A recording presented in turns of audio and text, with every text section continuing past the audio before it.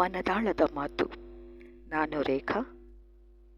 ಆತ್ಮೀಯ ಬಂಧುಗಳೇ, ಕರ್ನಾಟಕದ ಹಿರಿಮೆ ಎಷ್ಟು ಶ್ರೇಷ್ಠವಾದುದಲ್ಲವೇ? ಅದರ ಬಗ್ಗೆ ಎಷ್ಟೋ ವಿಷಯಗಳನ್ನು ನಾವು ತಿಳ್ಕೊಂಡಿದ್ದೀವಿ ಮತ್ತು ಎಷ್ಟೋ ಬರಹಗಳನ್ನು ಓದ್ತಾ ಇರ್ತೀವಿ. ಹಾಗೆ ಓದುವಾಗಲೆಲ್ಲ, ಹಾಗೆ ತಿಳಿದುಕೊಳ್ಳುವಾಗಲೆಲ್ಲ ನಮ್ಮ ಬಗ್ಗೆ ನಮಗೆ ಹೆಮ್ಮೆ ಅನಿಸೋದಿಲ್ವೇ?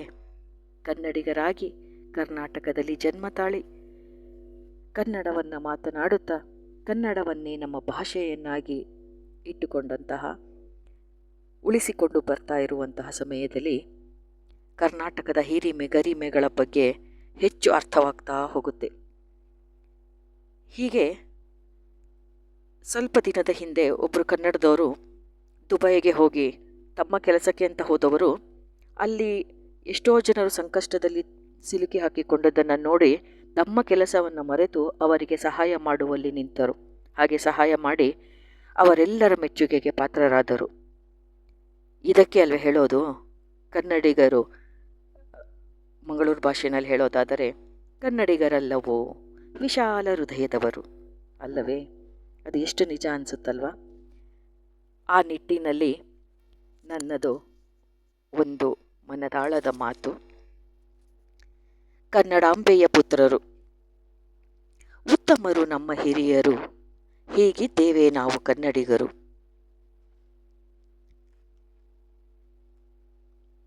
ಉತ್ತಮರು ನಮ್ಮ ಹಿರಿಯರು, ಹೀಗಿದ್ದೇವೆ ನಾವು ಕನ್ನಡಿಗರು. ಕನ್ನಡಾಂಬೆಯ ಹೆಮ್ಮೆಯ ಪುತ್ರರು, ದಯೆ ಇರುವ ಸುಸಂಸ್ಕೃತರು, ನೋವುಗಳ ನಡುವೆಯೂ ನಲಿವ ಕಾಣುವವರು, ಮತ್ತೊಬ್ಬರನ್ನು ಕೈ ಬೀಸಿ ಕರೆಯುವವರು, ಬಾಗಿಲಲ್ಲಿ ಬಂದವರನ್ನು ಕುಳ್ಳೆರಿಸಿ ಕ್ಷೇಮ ವಿಚಾರಿಸುವವರು, ಅವಮಾನಪಟ್ಟರೂ ಅಭಿಮಾನದಿ ಬದುಕುವವರು, ಅವಮಾನಪಟ್ಟರೂ ಅಭಿಮಾನದಿ ಬದುಕುವವರು, ತಮ್ಮ ಕಂಬನಿಯನ್ನು ಮುಚ್ಚಿಟ್ಟಾದರೂ ಇತರರ ಕಣ್ಣೀರವರಿಸುವವರು, ಅವರ ನಗುವಿನಲ್ಲೇ ಸಂತಸ ಕಾಣುವವರು, ದಾರ್ಶನಿಕರ ಹಾದಿಯಲ್ಲಿ ನಡೆಯುವವರು, ತಮ್ಮ ಸಂಸ್ಕೃತಿಯ ಧ್ಯೇಯ ಗುರಿಗಳನ್ನು ಹಿಂಬಾಲಿಸುವವರು, ಗೌರವವಿಲ್ಲದೆಡೆ ನಿಲ್ಲದವರು, ಸಹನೆಯಿಂದ ಸತ್ಯವನ್ನು ಎದುರು ನೋಡುವವರು, ತಾಳ್ಮೆಯಿಂದಲೇ ವ್ಯಸನವ ಜಯಿಸುವವರು. ಹಾಗಿತ್ತು ನಮ್ಮ ಗತವೈಭವ, ಹೀಗಿದೆ ಇಂದಿನ ನಮ್ಮ ದೈವ. ಹಾಗಿತ್ತು ನಮ್ಮ ಗತವೈಭವ, ಹೀಗಿದೆ ಇಂದಿನ ನಮ್ಮ ದೈವ.